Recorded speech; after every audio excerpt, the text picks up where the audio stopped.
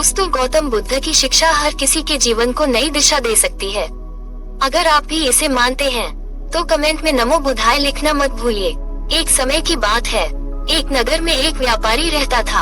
अपने और अपने परिवार के भरण पोषण के लिए वह नमक का व्यापार करता था। उसके परिवार में पत्नी और 2 पुत्र थे। व्यापारी के दोनों पुत्रों का स्वभाव बिल्कुल अलग था। जहाँ एक और बड़ा पुत्र बहुत ही संकोची और शर्मीले स्वभाव का था। उसे किसी से बात करने में भी शर्म आती थी। वही उसका छोटा पुत्र बहिर्मुखी स्वभाव वाला व्यक्ति था। वह किसी से भी अपनी बात कहने में कभी संकोच नहीं रखता था। लोग अक्सर बड़े पुत्र को भोला और बेवकूफ समझते थे। कई बार लोग उसके भोलेपन का फायदा भी उठा लेते थे और वह पलटकर कभी किसी को कुछ नहीं कहता था।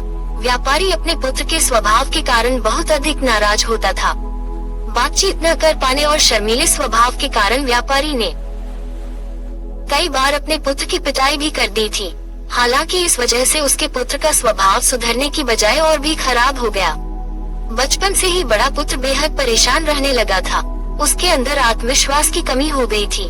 परीक्षा में वह आते हुए प्रश्नों के उत्तर भी अपने डर के कारण नहीं लिख पाता था। इस कारण उसकी शिक्षा भी ठीक ढंग से नहीं हो पाई। बड़ा पुत्र जब युवा अवस्था को प्राप्त हुआ, तब व्यापारी ने उसे अपने साथ व्यापार में हाथ बटाने को कहा। अपने पिता से डर के कारण वह व्यापार करने को तैयार हो गया, किंतु वह कई बार ऐसी गलतियां कर देता था जिससे व्यापारी बहुत अधिक नाराज हो जाता था। एक दिन व्यापारी किसी दूसरे काम के कारण शहर गया हुआ था। उस समय उसकी दुकान पर बड़ा पुत्र बैठा हुआ था। तभी कुछ लोग आए और उन्होंने बड़े पुत्र से कहा कि हमें तुम्हारे पिता ने भेजा है। उनका ये संदेश है कि इस समय दुकान में नमक की जितनी बोरियां रखी हुई है वो सब हमें दे दो। उन्होंने नमक की सभी बोरियां को शहर मंगवाया है। व्यापारी का पुत्र उनसे प्रश्न पूछने की हिम्मत जुटा ही रहा था कि वे दोनों आदमी दुकान के अंदर घुस गए और दुकान में जितनी भी नमक की बोरियां रखी थी सबको तांगे में रखा और लेकर चले गए। व्यापारी के पुत्र ने उन्हें रोकने का प्रयास किया, किंतु संकोच और शर्मीलेपन के कारण वह उन्हें कुछ कह नहीं पाया। उसने मन ही मन सोचा कि यदि मैं इन्हें नमक ले जाने से रोकूंगा तो पिताजी मुझ पर नाराज होंगे। कुछ समय बाद जब व्यापारी शहर से वापस आया तो खाली दुकान देखकर उसने अपने पुत्र से प्रश्न किया कि नमक की बोरियां कहाँ गई? ये दुकान इतना खाली खाली क्यों है?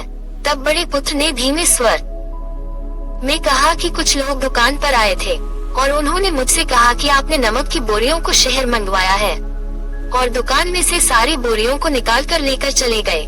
व्यापारी ने अपना सिर पीट लिया। उसने अपने पुत्र को दुकान से धक्का देते हुए कहा कि तू मूर्ख का मूर्ख ही रह जाएगा। वह लोग तुझे बेवकूफ बनाकर सारा सामान ले गए। तुमने मेरा बहुत भारी नुकसान करवा दिया। यहाँ से दूर भाग जाओ, घर वापस मत आना। यदि तुम वापस आए तो मैं तुम्हें पीट पीट कर सीधा कर दूंगा। व्यापारी का बड़ा पुत्र इस बात से बेहद दुखी हुआ। एक बार फिर उसके शर्मीले स्वभाव के कारण उसके पिता उससे और अधिक नाराज हो गए। साथ ही व्यापार में भी इतना नुकसान हो गया। उस समय नगर के सभी लोग व्यापारी के पुत्र पर हंस रहे थे और उसका मजाक बना रहे थे। उसे बहुत अधिक शर्मिंदगी महसूस हो रही थी। यही वह समय था जब उसने सोच लिया कि अब उसके जीवन में कुछ भी ठीक नहीं हो सकता है। वह सदैव मूर्ख का मूर्ख ही रह जाएगा और इस समाज में रह रहे लोगों के साथ कदम से कदम मिलाकर कभी नहीं चल पाएगा। व्यापारी का पुत्र नगर से बाहर आ गया और एक नदी के किनारे बैठकर खूब रोया। नदी के गहरे पानी को देखकर उसके मन में विचार आया कि अब उसके जीवित रहने का कोई फायदा नहीं है। उसने सोच लिया कि आज वह इस नदी में डूबकर अपने आप को समाप्त कर लेगा। असफल जीवन जीने से अच्छा है कि वह स्वयं को समाप्त कर ले। उसने जैसे ही नदी में छलांग लगाई, एक बौद्ध भिक्षु ने उसे बचा लिया और नदी से बाहर निकाल कर ले आए। व्यापारी का पुत्र बौद्ध भिक्षु पर नाराज होने लगा और कहने लगा कि तुमने मुझे क्यों बचाया? मैं इस असफल जीवन को जीना नहीं चाहता। बौद्ध भिक्षु ने उसे समझाया कि जीवन एक ही बार मिला है और यदि तुम जीवित ही नहीं रहोगे तो असफलता को खत्म करके सफल कैसे बनोगे? जब व्यापारी के पुत्र ने कहा कि मेरे जीवन में बहुत अधिक समस्याएं हैं, ये सभी समस्याएं मेरे संकोची और शर्मीले स्वभाव के कारण हुई है। मैंने अपने पिता का नुकसान करवा दिया। मैं एक अच्छा पुत्र नहीं हूँ। अपने स्वभाव के कारण शिक्षा ग्रहण भी नहीं कर सका। ये सारा संसार मुझे मूर्ख समझता है। क्या किसी मूर्ख को इस संसार में जीने का अधिकार है? जब बौद्ध भिक्षु ने कहा कि तुम्हारे इस प्रश्न का उत्तर तो मेरे गुरु ही देंगे, चलो मैं तुम्हें मेरे गुरु से मिलवाता हूँ। व्यापारी के पुत्र ने कहा कि वह किसी से बात नहीं करना चाहता, आज वह अपना जीवन समाप्त कर लेगा। किंतु बौद्ध भिक्षु के बार बार समझाने के बाद वह उनके साथ जाने और उनके गुरु से मिलने के लिए तैयार हो गया। बौद्ध भिक्षु व्यापारी के पुत्र को आश्रम की ओर लेकर गए। वहाँ पर व्यापारी के पुत्र ने देखा कि एक व्यक्ति पेड़ के नीचे ध्यान मग्न बैठे हुए हैं। तभी बौद्ध भिक्षु ने कहा कि यह हमारे गुरु गौतम बुद्ध हैं। दोनों ने गौतम बुद्ध को प्रणाम किया। वह युवक वहीं पर बैठ गया और गौतम बुद्ध को देखकर रोने लगा। गौतम बुद्ध ने उसे उसके रोने का कारण पूछा। तब उसने कहा कि अब आप ही मेरी आखिरी उम्मीद है। यदि आप मेरी समस्या का समाधान नहीं करेंगे तो मेरा ये जीवन समाप्त हो जाएगा। गौतम बुद्ध ने व्यापारी के पुत्र से उसकी समस्या के बारे में पूछा। तब उसने बताया कि किस प्रकार वह बचपन से ही शर्मीले और अंतर्मुखी स्वभाव का है। इस कारण लोग उसे मूर्ख समझ लेते हैं और उसके पिता भी उससे प्रेम नहीं करते। तब गौतम बुद्ध ने युवक को शांत कराते हुए कहा कि मेरे पास तुम्हारी समस्या का समाधान है, तुम्हारा जीवन बहुत ही आसान हो सकता है। जब युवक ने कहा कि क्या सचमुच ऐसा हो सकता है, आप बहुत ही महान व्यक्तित्व प्रतीत होते हैं, आपके तो कई शिष्य हैं। हे गुरुदेव, मैं भी आपका शिष्य बनना चाहता हूँ, क्या आप मुझे अपने शिष्य के रूप में स्वीकार करेंगे? गौतम बुद्ध ने कहा कि हाँ अवश्य। शिष्य ने कहा कि ठीक है गुरुदेव, आप मुझे वो उपाय बताए जिससे कि मेरा जीवन बदल जाए। गौतम बुद्ध बोले किंतु उससे पहले तुम्हें मेरे कुछ महत्वपूर्ण का कार्य करने होंगे। यदि तुम मेरा ये कार्य करो तब मैं तुम्हें कुछ ऐसे उपाय बताऊंगा जिनके कारण तुम्हारे जीवन में सब कुछ ठीक हो जाएगा और तुम्हारे पिता भी तुमसे प्रसन्न रहेंगे। गौतम बुद्ध ने उस युवक को कहा कि आज से 3 दिन बाद मैं तुम्हें ऐसे उपाय बताऊंगा जिससे तुम्हारा जीवन बदल जाएगा, किंतु 3 दिनों तक तुम्हें मेरे सभी कार्य करने होंगे। मैं जैसा जैसा कहूँगा यदि तुम वो कार्य को करने में सफल रहे तो तीसरे दिन के बाद तुम्हारा जीवन बदल जाएगा। तुम्हारा पहला दिन कल से शुरू होगा। अभी जाओ और आश्रम में ही आराम करो। अगले दिन व्यापारी का पुत्र गौतम बुद्ध के पास पहुंचा और कहा कि यह गुरुदेव मुझे पहले दिन का कार्य बताए। तब गौतम बुद्ध ने कहा कि आज तुम्हें 10 अजनबी व्यक्तियों से बातचीत करनी है और उनका हाल जानना है। इसका लेखा जोखा शाम तक लेकर आना।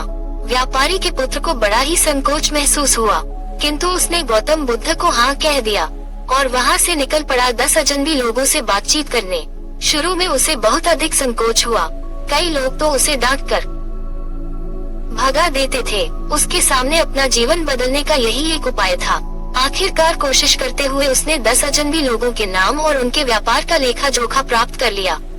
शाम को जब वह गौतम बुद्ध के पास पहुंचा, तो प्रसन्नता के साथ उसने गौतम बुद्ध को बताया कि आज का कार्य उसने सही ढंग से पूरा कर लिया है।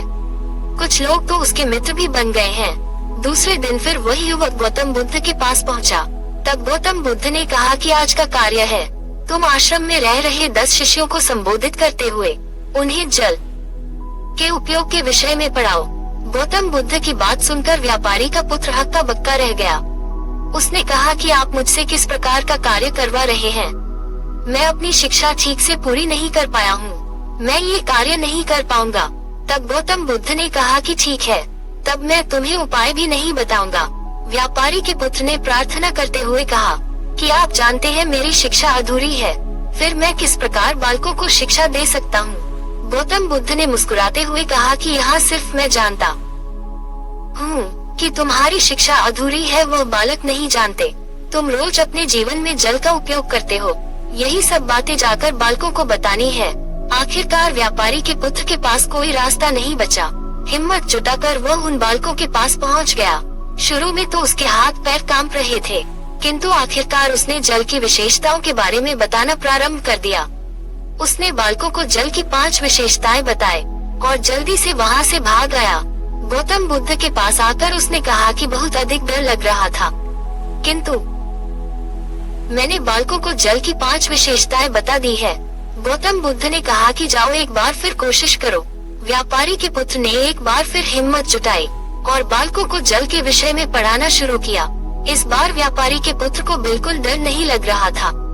पूरे आत्मविश्वास के साथ बालकों को शिक्षा दी तब गौतम बुद्ध ने युवक की प्रशंसा करते हुए कहा कि तुम अवश्य ही साहसी हो। गौतम बुद्ध से शाबाशी सुनकर बहुत अधिक प्रसन्न हुआ। युवक तीसरे दिन जब गौतम बुद्ध के पास आया तो गौतम बुद्ध ने उससे कहा कि आज का कार्य तुम्हें थोड़ा अजीब लग सकता है, किंतु आज तुम्हें अपने पिता से मिलने जाना है। गौतम बुद्ध की यह बात सुनकर वह युवक बहुत अधिक डर गया। उसने कहा कि नहीं नहीं, मैं अपने पिता के सामने नहीं जाऊंगा। गौतम बुद्ध ने कहा कि ठीक है, तब मैं तुम्हें उपाय भी नहीं बताऊंगा। आखिरकार उस युवक को गौतम बुद्ध की बात माननी पड़ी। गौतम बुद्ध ने उसे समझाया कि अपने पिता के पास जाकर उनसे क्षमा मांगना और कहना कि तुम्हें एक और अवसर दे ताकि तुम स्वयं को बुद्धिमान साबित कर सके। उसे युवक ने बड़ी हिम्मत के साथ अपने पिता का सामना किया और उनसे क्षमा मांगी। आखिरकार व्यापारी ने अपने पुत्र को क्षमा कर दिया और उसे दूसरा अवसर देने के लिए तैयार हो गए। व्यापारी का पुत्र गौतम बुद्ध के पास आया और उसने जब उपाय के बारे में जानना चाहा, तब गौतम बुद्ध ने कहा कि तुमने स्वयं ही अपना उपाय खोज लिया है। तुम किसी से बात नहीं कर पाते थे, शर्मीले थे, सब कुछ तुम्हारे मन में बैठा हुआ डर था। हम कितने आत्मविश्वासी हैं, कितने शर्मीले हैं और हमारे अंदर कितना डर है, ये सिर्फ हमें पता होता है। बाहरी दुनिया में किसी को नहीं पता होता है। बाहरी दुनिया में हम स्वयं को जिस प्रकार का दिखाते हैं, लोग हमें इस प्रकार का समझते हैं। अगर तुम आत्मविश्वासी नहीं हो तो भी अनजान व्यक्तियों के सामने यदि आंख में विश्वासी होने का अभिनय करो तो किसी को पता ही नहीं चलेगा कि तुम कौन हो। वह युवक समझ चुका था कि गौतम बुद्ध उसे क्या बताना चाह रहे हैं। गौतम बुद्ध को धन्यवाद किया और उनसे वादा किया कि वह जीवन में सफल होकर दिखाएगा। दोस्तों, यह वीडियो पसंद आए हो तो इसे लाइक जरूर करें और कौशल इंस्पायर्ड चैनल को सब्सक्राइब करना ना भूले। नमो बुद्धाय।